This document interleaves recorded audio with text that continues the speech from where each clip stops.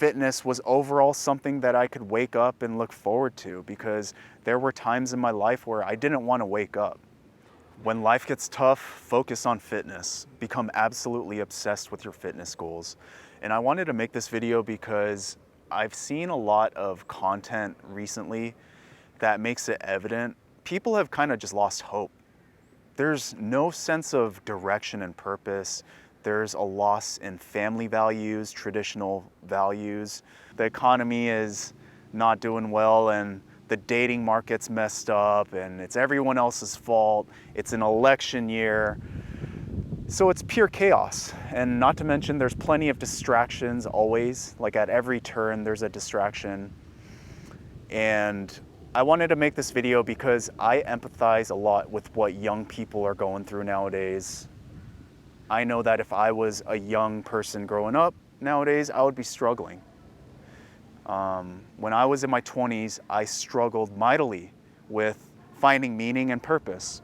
Fitness was overall something that I could wake up and look forward to, because there were times in my life where I didn't want to wake up. You know, I struggled with substance abuse for a lot of my 20s. I don't think people know that about me. I don't talk about it a whole lot on my channel. I just could not stay clean and sober. You know, everyone has their dragon, figuratively, their dragon to slay, and that was my dragon in my 20s. You know, despite the fact that I couldn't stay clean, I was still able to maintain a great physique, because I was still very much into bodybuilding, and at the time my conception of what fitness was very surface level, and so I thought that I was living a healthy lifestyle because it looked like it on the outside. Little did I know that I was not healthy at all. My mental health was suffering. Spiritually, I had no connection to anything outside of myself. Completely selfish and chasing pleasure, and life got tough as a result.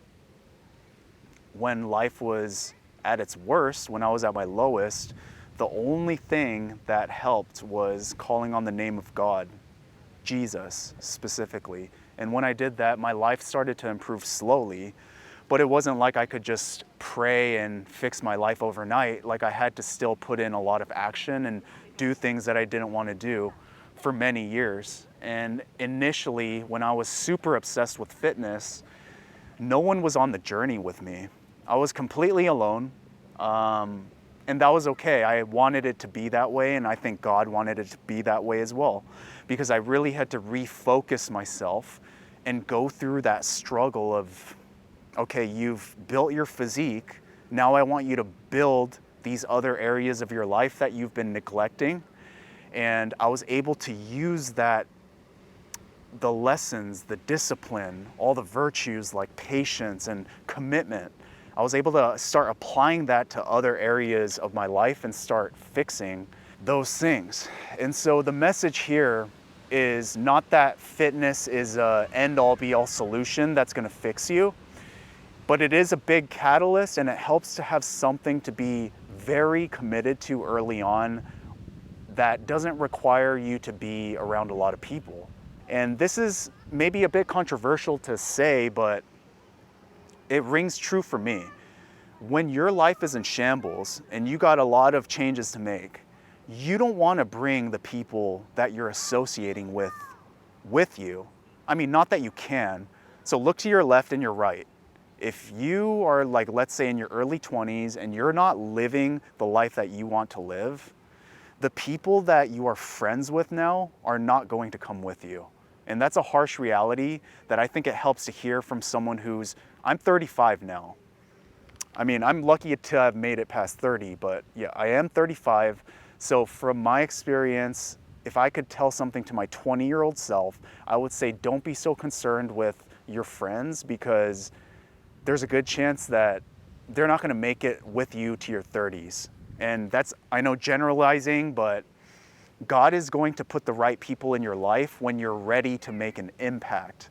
If you're just getting high and doing whatever with your friends and wasting time, God is not going to surround you with the people you need when you're not in a position to receive the right people at the right time, if that makes sense. So I had to go through my own personal struggle, figure out my own life before I was even able to reach an individual and make a positive impact in their life. So don't be so concerned with people who are like not into the gym and they don't care about eating healthy. Yeah, no one's gonna care. Your family, your friends, they're not gonna care about you improving your life, at least for a period of time. At least initially, because after a few years, when you truly start bearing the fruits of what you're doing, people are going to see it on you, and then they're going to, of course, support you. But be ready for a rough ride the first 1 to however many years where it gets worse before it gets better.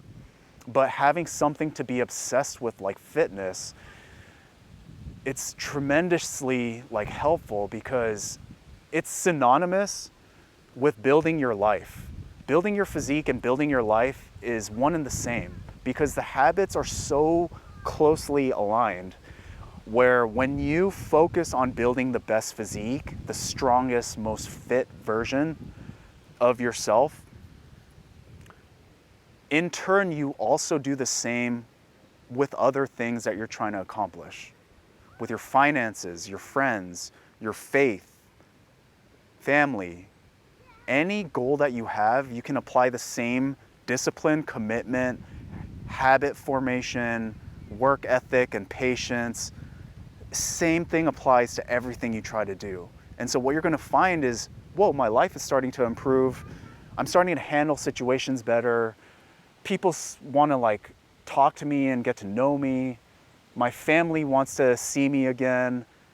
All of a sudden, one by one, these things start to change for the better. And it's like, it all started because you built that work ethic and the positive fitness habits to build the physique. So build the physique, become obsessed, don't be balanced. There's a general narrative that you gotta be balanced, everything in moderation for some reason. Like you can hold on to like the last remaining bad habits. No, get rid of all the bad habits, completely turn your life around. I know it's a lot easier said than done, but sometimes it requires just a different perspective. Like forget easing into a better way of living. Wake up tomorrow and just stop doing what you're doing. Do something different. And you're gonna fail. You're gonna do something different and then revert back to old habits and then do something different and revert back and forth. It happens.